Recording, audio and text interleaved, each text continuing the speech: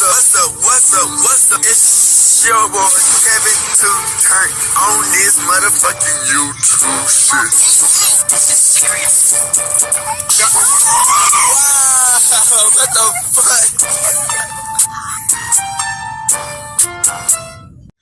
fuck? What's up? It's your boy Kevin to on YouTube shit. Hey man, say man, we are lit to teeth, man. Turn. Take two motherfuckers. Hey, straight in outside. Big crip in the gang. Straight in outside shit, man. Free Palestine, free Congo, Russia, deal thing, and Texas, stand the fuck up.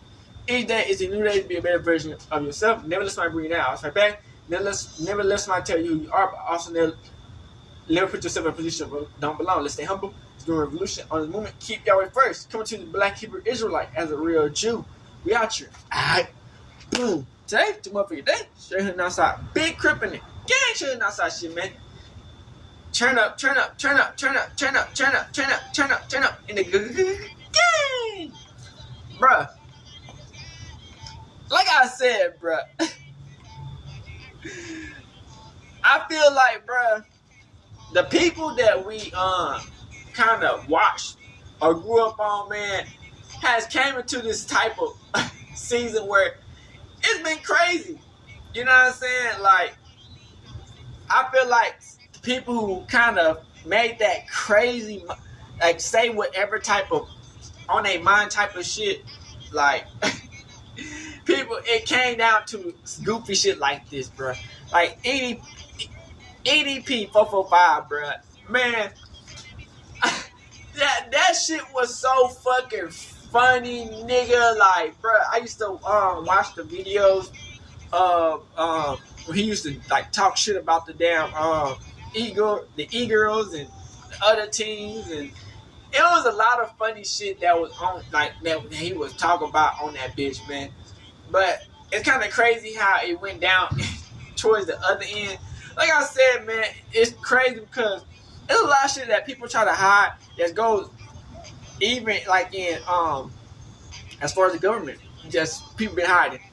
But like I said, man, people, you know, sometimes unfortunately get the brunt end of the stick of what's going on. And I can't say that he didn't try like hell to keep this shit alive on some fuck shit. But we got the video, man. I hope y'all like it, enjoy. Let's get into this bitch, man.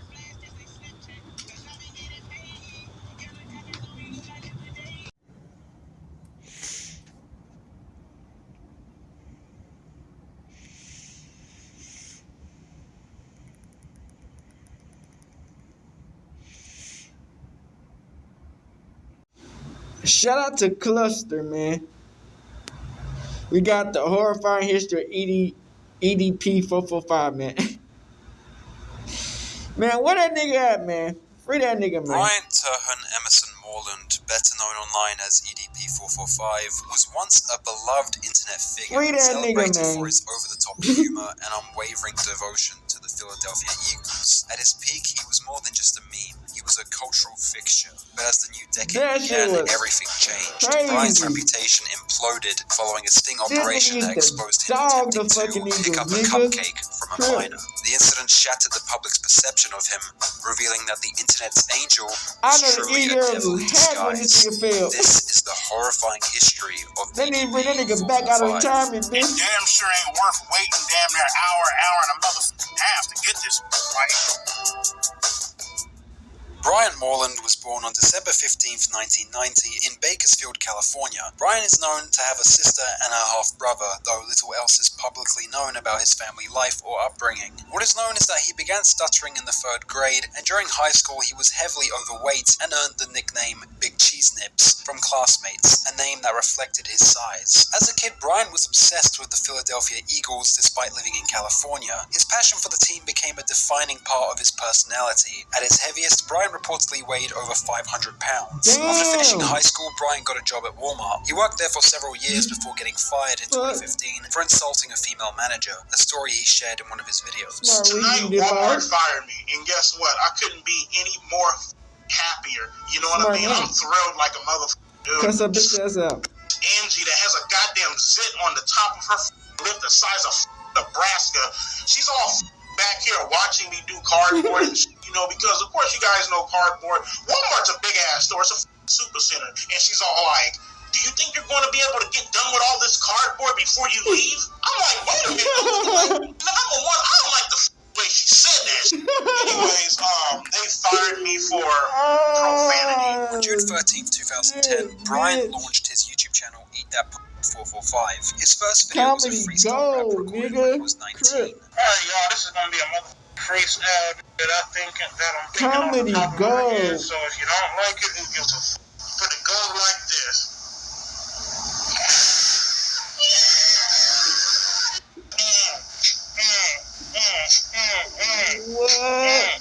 Initially, his content was random and experimental, but he soon found his niche in rant-style videos, vlogs, and Q&A sessions. His videos were loud, aggressive, and filled with profanity, often featuring him yelling into the camera about things that annoyed him, whether it was school, pop culture, or everyday life. Because I'm getting so sick and tired of making... I got a mean headache right now, man. Can't nobody block. This line is terrible, man. This is exhausting. Battling dumbass, ignorant fool fans who don't know shit about the game of football. So some gay named Kevin McFarland. First off, you get your manhood revoked just by having a last name like that, my McFarland?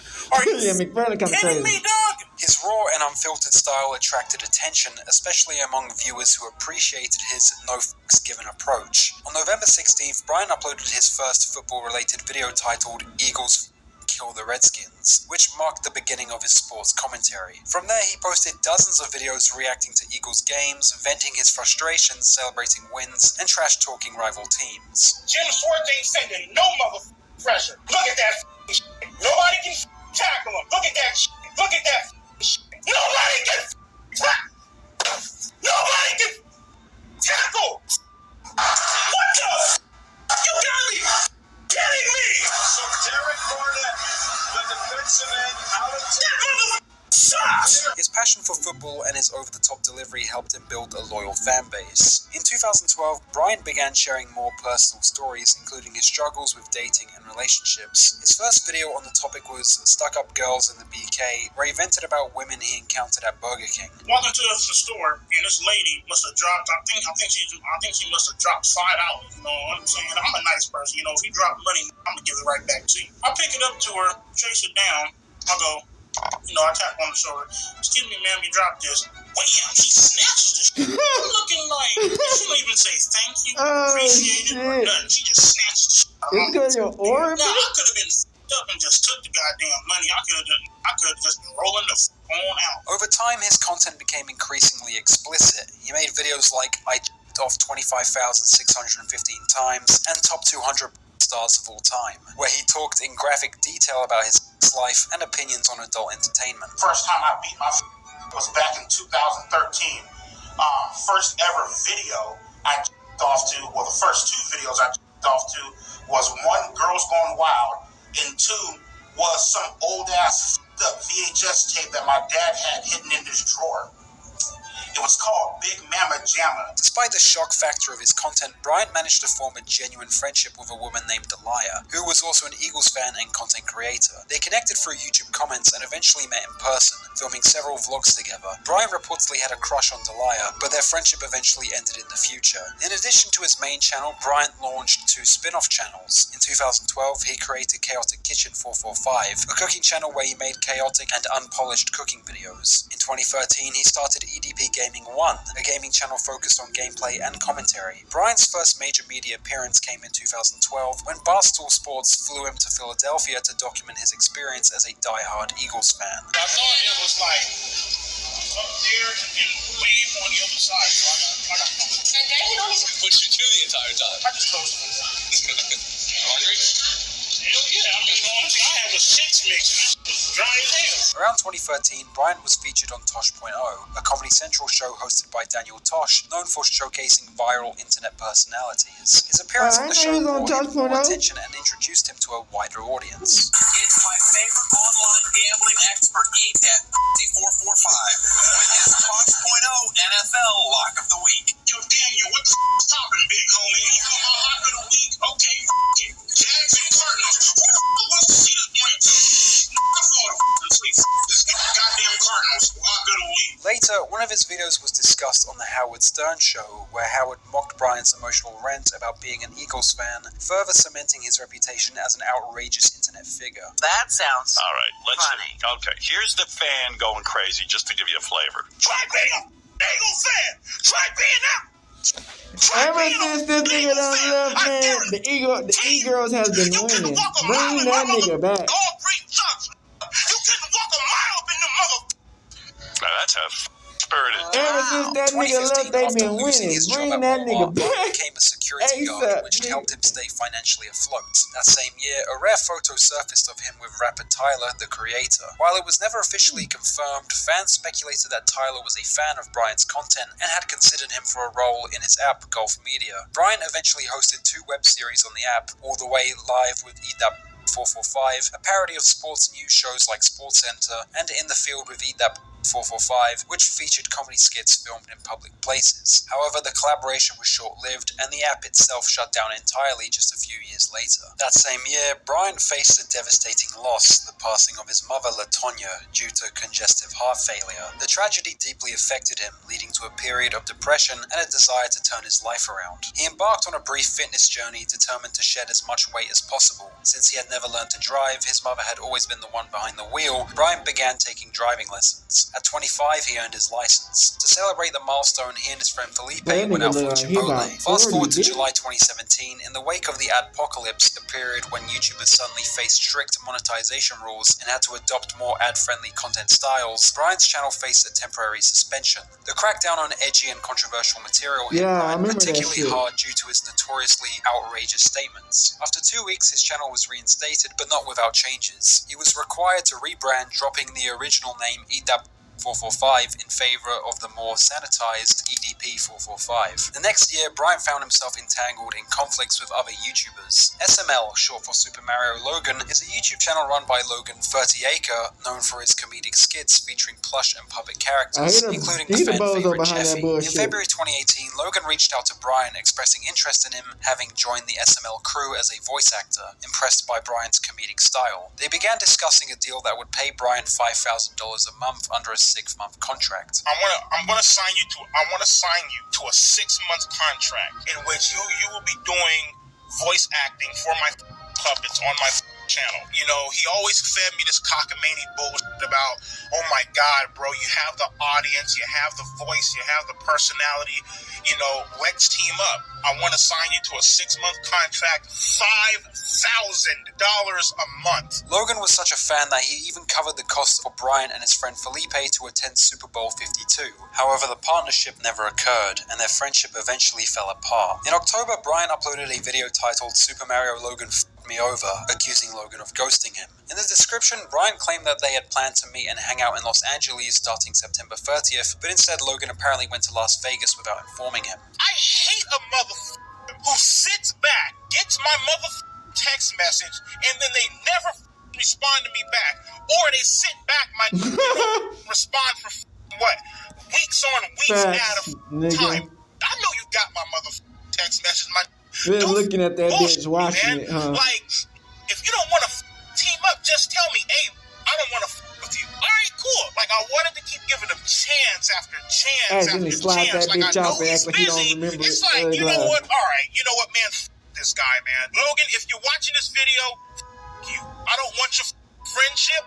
You can take your $5,000 a month and shove it up your bro. Because at the end of the day, this goes a hell of a lot goddamn further, than just money. Super Mario Logan wasn't the only content creator Brian clashed with in 2018. In March of that year, he became involved in a drama with Call of Duty lolcow Wings of Redemption. That year, Wings announced he would be pursuing gastric sleeve surgery in order to lose weight. At first, Brian supported Wings' decision, even encouraging him on his weight loss journey in a video. I wanted to reach out and say, with this whole weight loss bullshit, I know what the you're going through. And I know you've never talked to me directly, but I'm a subscriber of yours, man, and I would like to help you through this weight loss journey. Regardless if you're doing this natural like I am, or if you're doing the weight loss surgery, it takes a lot of balls.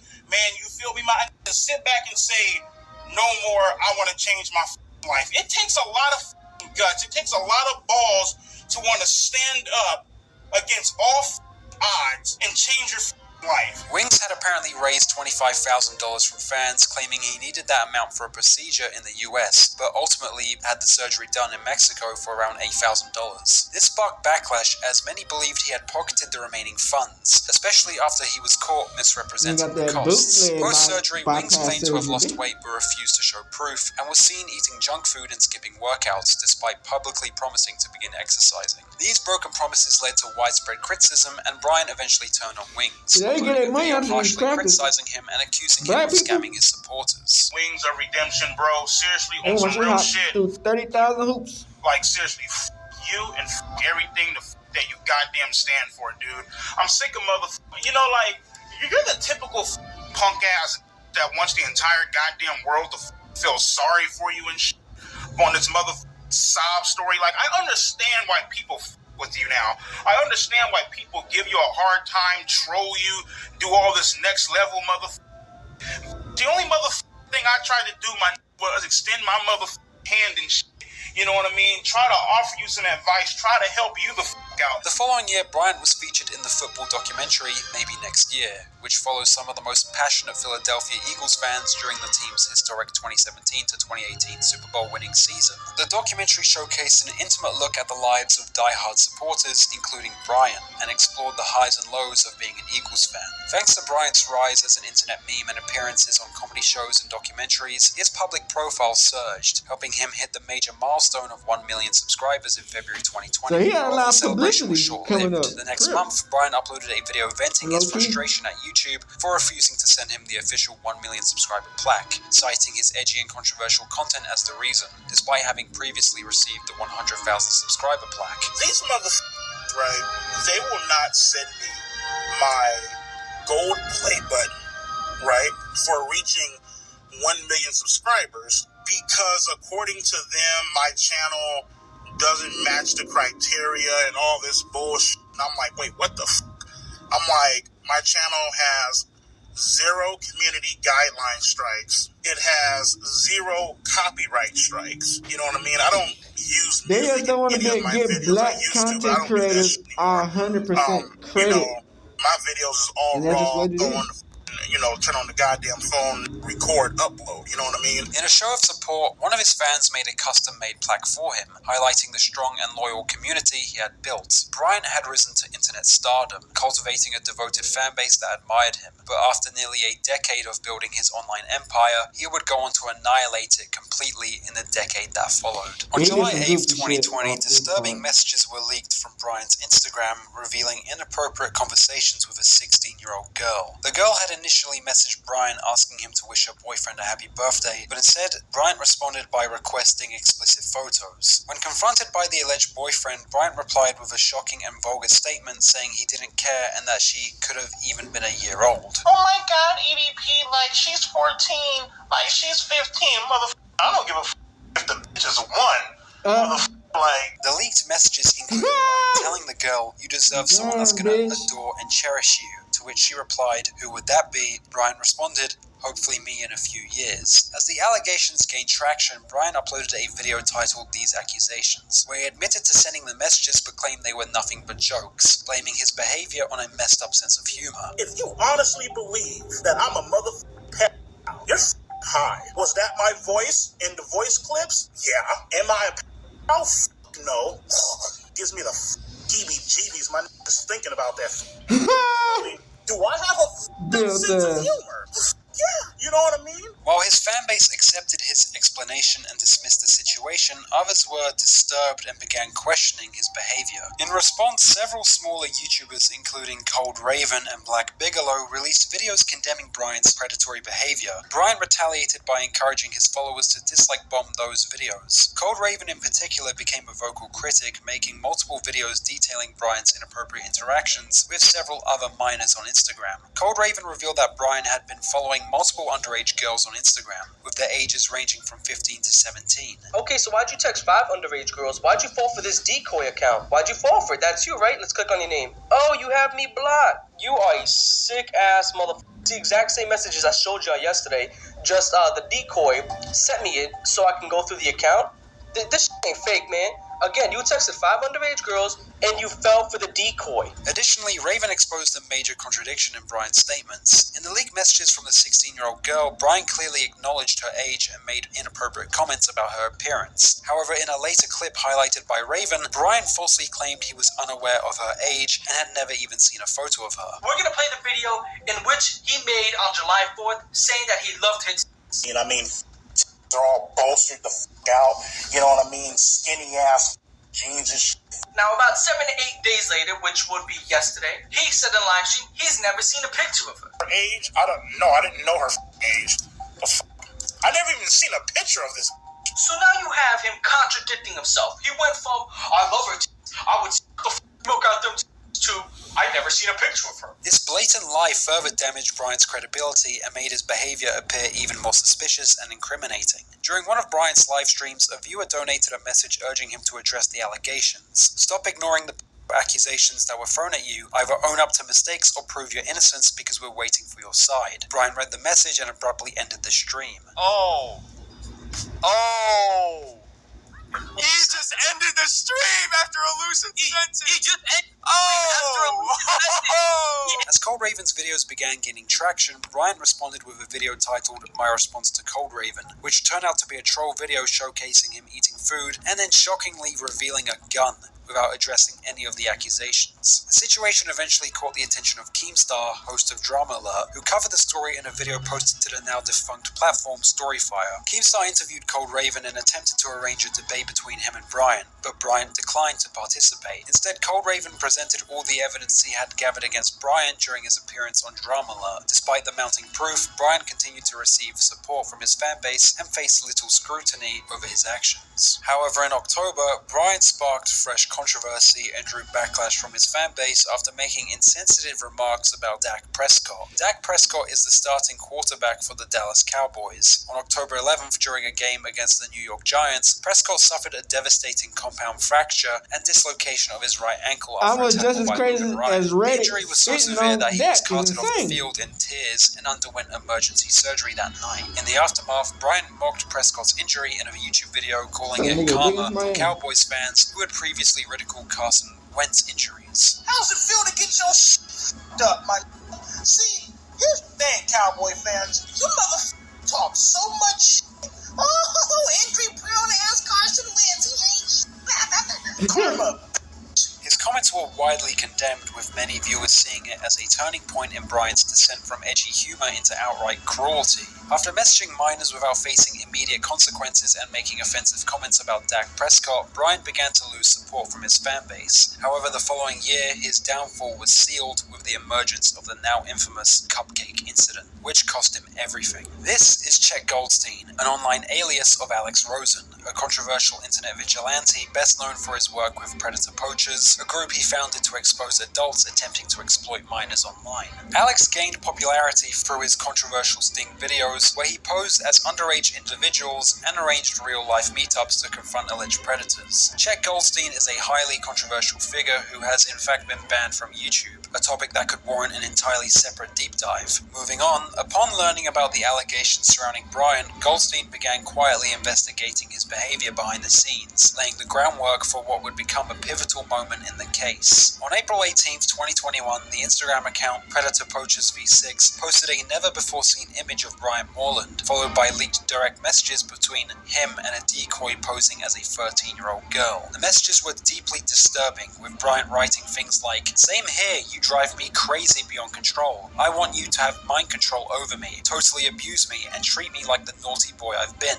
and "Kiss your daddy goodnight, princess." It became clear that Bryant had been caught in the middle of a sting operation orchestrated by the Predator Poachers team. Before Chet Goldstein's channel was banned, he launched a live stream hosted by a female member of the team, during which she read through the entire chat logs between Bryant and the decoy. The messages revealed Bryant's predatory intentions, filled with explicit and incriminating remarks that could not be dismissed as mere jokes. In one message, Bryant acknowledged the gravity of his actions, stating, "If we were to do that, and somehow it got out, I'm not saying he would say anything. Your mum can find out, dad, family members, I'm f***ed. I lose my YouTube channel, I go to jail, my reputation is ruined, my life would be completely in shambles." These messages made it clear that Bryant was fully aware of the criminal nature of his behavior, yet chose to pursue it anyway. Bryant had planned to meet the decoy for sex, but instead was confronted by the Predator Poachers. On April 20th, the team released the full 50-minute confrontation video, which quickly went viral.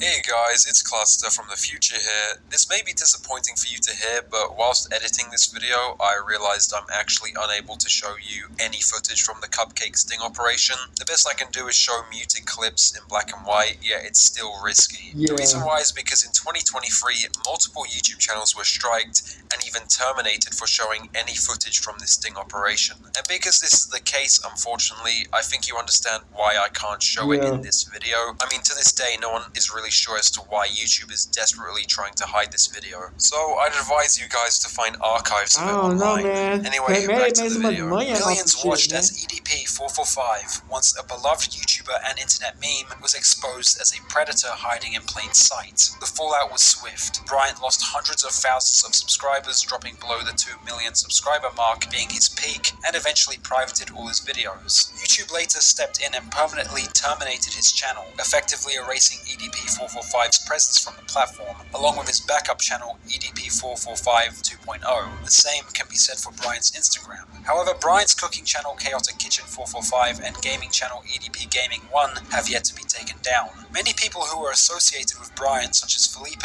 announced that they had cut ties with him. He had truly lost everything. You might assume that this marked the end of the EDP445 saga, but the story was far from over. In reality, Bryant's life spiraled into chaos over the following years, becoming a relentless descent into personal and public turmoil. Who that? EDP. That's me, man. What's up, bro?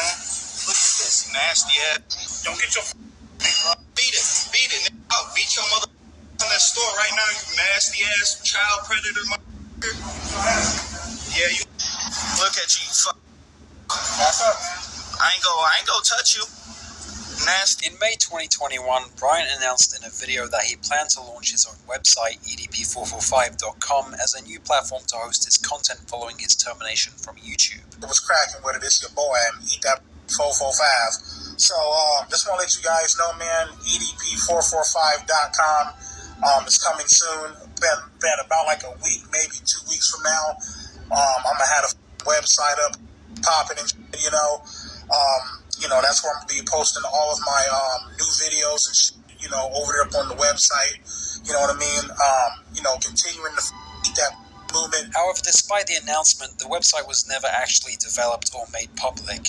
The next month, Bryant attempted to return to YouTube with a new channel, EDP_445, uploading only a couple of videos before getting terminated again. Though Bryant had now lost his main source of income, he still earned revenue from the website Cameo, yet after the infamous cupcake incident, Bryant's account was instantly reported, leading to its eventual termination. Bryant grew increasingly desperate to find any platform where he could continue uploading and monetizing his content. He turned to smaller video sharing sites like FreeSpeak, but was swiftly banned shortly after joining. Flyers started appearing with Bryant's face on them, warning local residents that he posed a threat to children. This is my town. I'm going to let people know that you're here. And I got posters right here to let them know that there's a Live right over there next to a freaking park and a high school. I'm gonna start posting right now, all right here, so they can see your face to know that you're around here and not to come close to you. So let's start posting this stuff. In response, Bryant laughably threatened legal action against people who put the flyers up. Yep, keep it coming. I've got the police keeping an eye out on your asses for defamation of character and slander. Hoping for a fresh start, Bryant left Bakersfield, California behind and headed to Henderson, Nevada. He picked up work as a Lyft driver, trying to stay under the radar, but his giant size made him instantly recognizable. It wasn't long before the company let him go. With nowhere permanent to stay, Bryant bounced between motels and short-term rentals, such as spur apartment homes. But even there, online individuals tracked him down.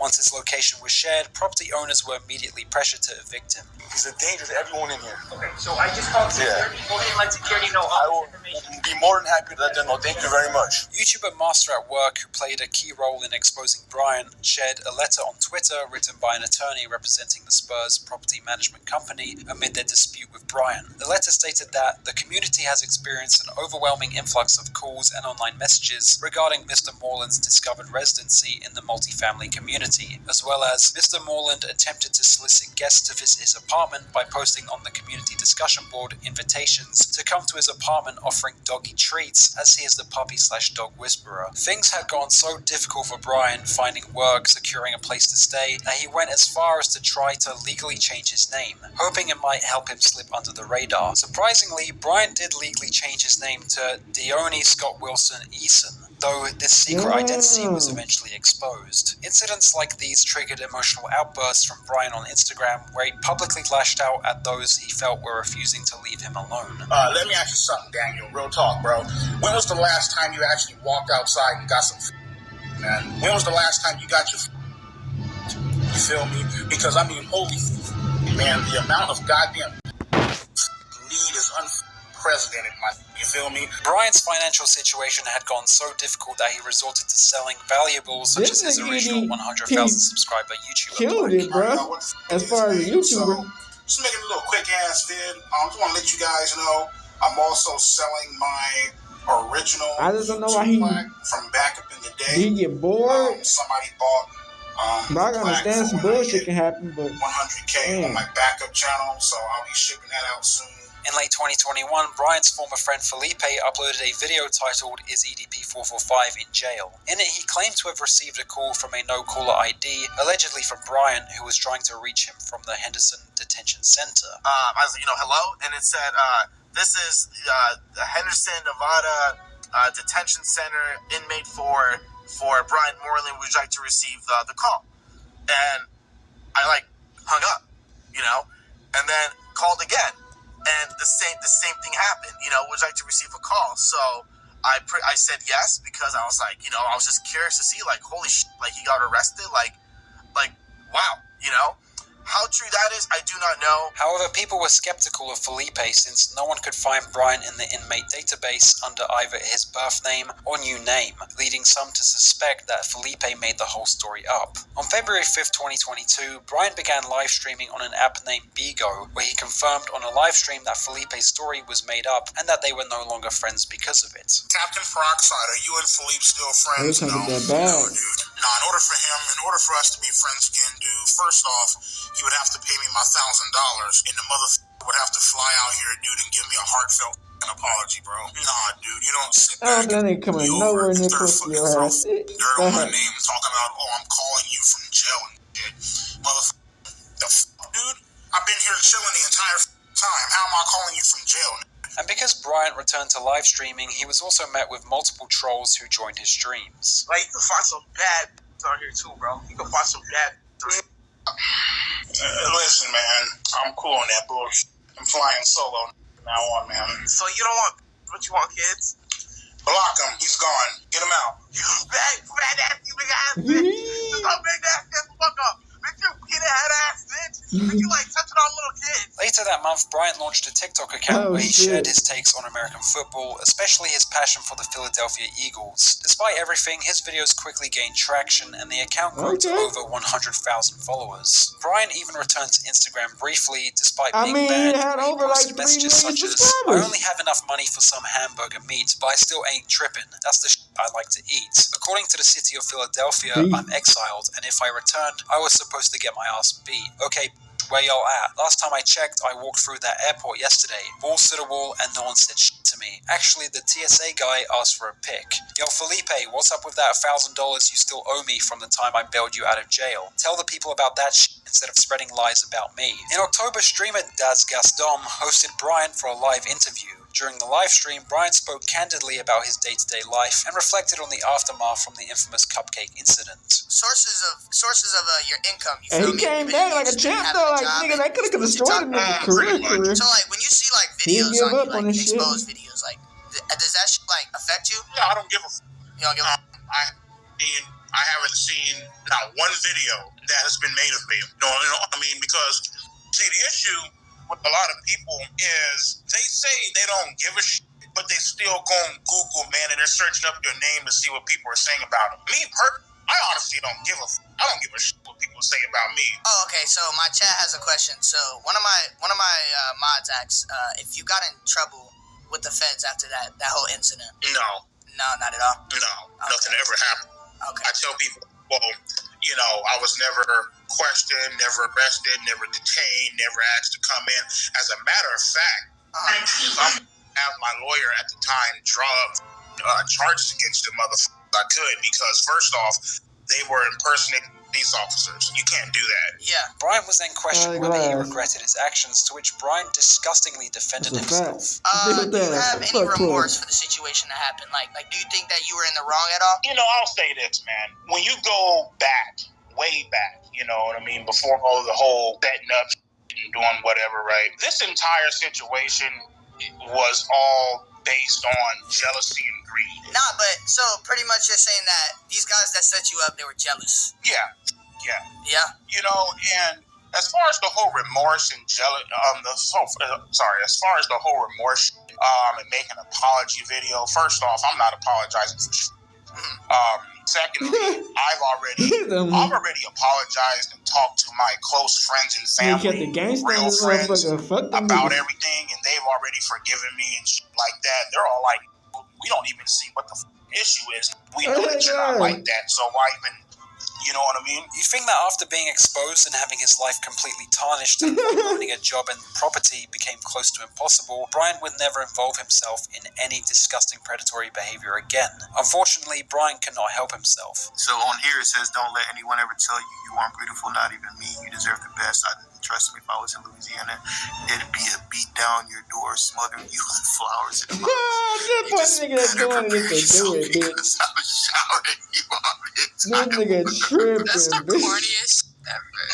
As mentioned previously, Bryant's entire life was ruined after the infamous cupcake incident. Whenever he tried to seek employment, employers were instantly contacted by online users, having Bryant fired. He was repeatedly kicked from residence to residence. I mean, the guy didn't help himself by constantly returning to the internet either. So what was Bryant's plan to escape from this situation entirely? In March 2023, Bryant decided to come up with the brilliant idea of claiming the cupcake sting operation was entirely staged. 2 years after it occurred, Bryant's made-up story was that after being featured in the documentary Maybe Next Year, Chet Goldstein reached out to him via email, claiming he was impressed with Bryant's acting in the documentary and wanted to give him a shot in trying out for a part in another film. Bryant went along with it and soon presented what he claimed was an email from Chet Goldstein, though it was clearly fabricated. In it, Goldstein allegedly invited Bryant to the notorious parking lot, proposing they perform the fully improvised cupcake scene together. Bryant even released a video in which he appeared to being interviewed, elaborating on the supposed sting setup. Laughably, his interviewer was nothing more than a basic text-to-speech program, no human involved, just an AI Barack Obama voice reading scripted lines. Do you have any indication on what you're walking into, what type of scene you're going to be acting out?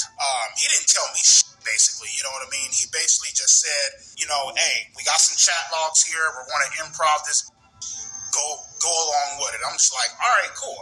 So, and then again, you know what I mean? It's like, how the was I supposed to know this was a goddamn, how the fuck was I supposed to know that this was a goddamn setup? Like, it's like... A poll was then posted on Bryant's website asking users if they believed Bryant's story of being truly innocent, to which Bryant received a disappointing majority vote against him. After Bryant's attempt to reframe the cupcake incident as a staged setup fell flat, he found himself with nowhere left to turn. In a move that caught many off guard, especially given his earlier claim that he'd done nothing wrong, Bryant released an apology video in July. But with that being said, I want to take full responsibility for my actions that happened on April 21st, 2021. The entire YouTube that went down, the entire YouTube incident, you know what I mean, that went the down. Baby, looking at them niggas deep in the eye, bitch. Know what the happened. I'm taking full responsibility for accountability for my actions. You know what I mean? I don't want to come on here, cry, boo-hoo, beg for people's forgiveness, you know what I mean? The only thing that I'm trying to go for in the distant future is redemption. You know what I mean? The only thing that I'm trying to go for is to restore honor and to restore a positive outlook on my name. You'd think this might finally mark the end of the EDP saga, that Bryant would step away, seek help, and face the consequences many felt were long overdue. Sadly, that wasn't the case. Instead, Bryant found himself caught up in yet another sting operation, reigniting even more controversy. Gideon, a streamer and YouTuber known for his challenge and prank content, has in recent times pivoted toward producing sting operation videos targeting predators. In September, he partnered with fellow creator Skeeter Jean, who makes the same type of sting operation content, to carry out an operation on Bryant. The two found out Bryant was inappropriately messaging a 15-year-old girl, and after collecting all the chat logs and evidence, arranged a public confrontation in September. Hey guys, Cluster from the future again. Like I mentioned previously with the cupcake sting operation, I can't show any clips from Gideon's video either. Again, sorry to disappoint. I just advise you to find archives of it online. The resulting video, however, was later removed by YouTube for violating its community guidelines. Shortly after the story broke, Bryant completely molded on Twitter, stating, "We live in a day and age where little skank-ass can go around here purposefully setting fellas up. Get a life and get the f*** off the internet." Adding yet another spark to the ongoing controversy, Bryant posted a video venting about being exposed once again. Videotaping me without my consent. Videotaping what kind of car I drive. That video could have easily been an hour. That whole little, technically, you can't do anything. This is the excuse they like to make when they don't want to get knocked the out. At the end of the day, listen, man, just like Shia LaBeouf said, I don't give a what you think. I really don't care what the you think about me. You know what I mean? And so you can sit back and claim that I'm painting myself as the victim all the want. In light of this latest controversy, it became increasingly clear that Bryant's initial apology video hadn't come from a place of genuine remorse. Heading into the new year of 2024, a shocking announcement was made in March that a documentary was being made about Bryant. But not your average commentary documentary, but an actual in-person film into the life of Brian Moreland. The documentary was being made by Mike Klum, someone who rose to YouTube fame after filming a documentary about the dark, sad life of Boogie 2988. On Mike Klum's Patreon, images were posted of the behind the scenes of the documentary, as well as an image getting leaked of Brian eating food with Boogie 2988. Okay, so tired of the questions, so gonna answer them all as best as I can here without breaking NDA. Yes, this is me with EDP445. Yes, it's real. This is a film set for a Mike Klum documentary. No, we weren't hanging out, we were filming a doc in this photo. Yes, we discussed the horrible shit he has done in the past. No, it won't be on my channel. No, it's not a fluff piece designed to make him look good, you doofuses. The doc will likely drop by summer on the Mike Klum channel. Yes, I knew the optics of this and how people would accuse me of but I am not a so I don't care. Yes, I was compensated for travel and expenses to be in this thing. Over the past year, Mike Klum has been sharing monthly updates about the EDP documentary on his Patreon, with the last post appearing in June. As of now, there's no confirmed release date or indication of when production will wrap, but it's definitely something to keep an eye on. Outside of the documentary, what else was going on in Brian's life? In July, he took to Instagram to announce his return to YouTube under a new channel name, the infamous EDP. The content echoed his earlier style, but with a noticeable shift. arrived. Any negative comments were swiftly deleted, leaving only supportive ones visible. Then, in August, he uploaded a video titled "Mistakes Were Made," where he ranted about his personal struggles, claiming he'd been in a dark place where the cupcake incident occurred. He downplayed the situation, referring to his attempt to meet with a minor as a mistake, but framing something so serious and disgusting as merely a mistake is a disturbing minimization of the gravity of his actions. I'll be the first person to tell you, I was in a very dark place in my life, very dark place. And of course, you know, there's going to be those motherfuckers out there, oh, EDP, just because you were in a dark place, that doesn't justify what you did. First off, don't try to put words up in my mouth. We're not here for that. I'm here to explain to you where I was at in my headspace a few years ago. You know what I mean? The only thing that you can do as a human being when you make a mistake to this magnitude is to take responsibility for your actions, take accountability for your actions, understand that there is an issue, right? Understand that this is not normal. You know what I mean? To have these type of behaviors that are not normal, right? Get the necessary help. Overall, just trying to make sure that the same mistake doesn't happen again. Brian next went on to claim that children had been messaging him on Instagram, deliberately baiting him with text to pass along to predator-poacher groups. He then made the most absurd statement that these minors should be held accountable for their actions. I'm gonna show you guys some bullshit. I'm gonna tell y'all some bullshit. So, there are literally 13, 14, 15, 16, 17-year-olds, you know what I mean, DMing me, hitting me up on Instagram, and they'll type this message, and they'll be all like, oh my God, are you the real EDP? And the moment I respond with, yes, I am, what they'll do, and they think that they're sneaky about this shit, right? Malicious intent. I made a video a long time ago, and it was a video where I talked about obviously adults should be held accountable, and they should get in trouble for messaging minors and engaging in those type of conversations in that particular way, right? I also feel minors should get in trouble for messaging adults, you feel me?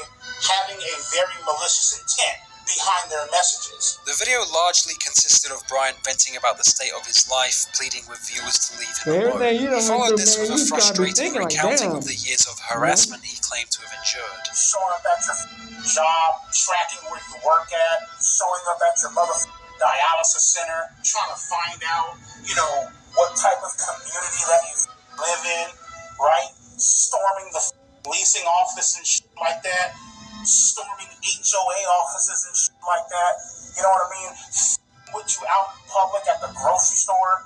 You feel me? Throwing shit at your window as you're at a stoplight when somebody recognizes you. Motherfuckers trying to, you know, you have a P.O. box set up and shit. Motherfuckers able to track that shit down and storm the little place of business and shit.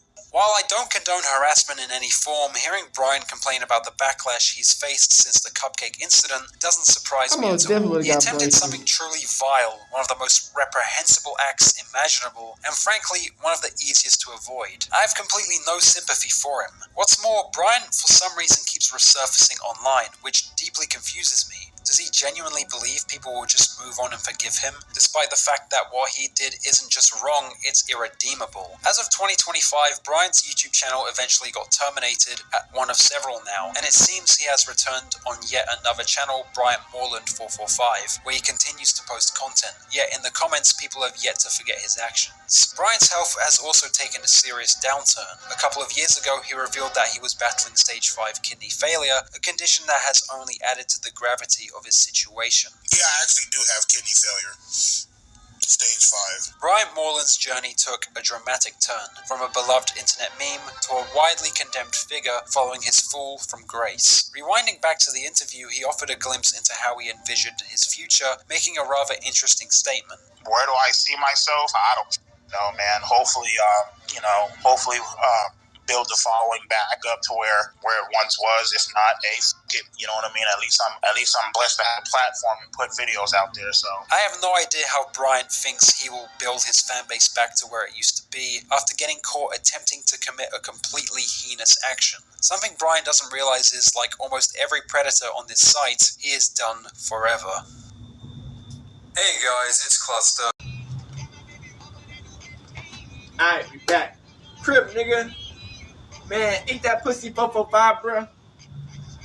I feel like he did a lot of shit, man.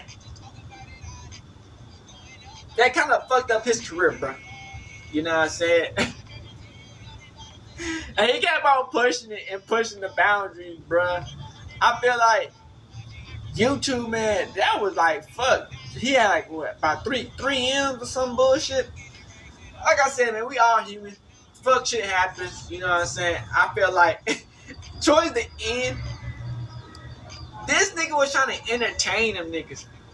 You know what I'm saying? I feel like they was trying to entertain them niggas. Like, to do it on purpose, to like, you know, do some fuck shit. But like I said, man, I feel like, I don't know if they gonna keep on deleting this shit, which they probably will. But that's how it goes, you know what I'm saying? I hopefully, you know what I'm saying, they will be able to continue to, you feel me, make, he be able to make his videos in his own type of way. Cause they, like I said, they delete channels and shit on that crazy shit. But like I said, man, that was a good video, man. I hope y'all enjoyed me. I just get hood, Northside, big crip, gang, Northside shit. Hey, Dad, you know, dog, when we link up, dog, this shit be legendary. You know this is instrumental, you the engineer on it, so Kodak everywhere.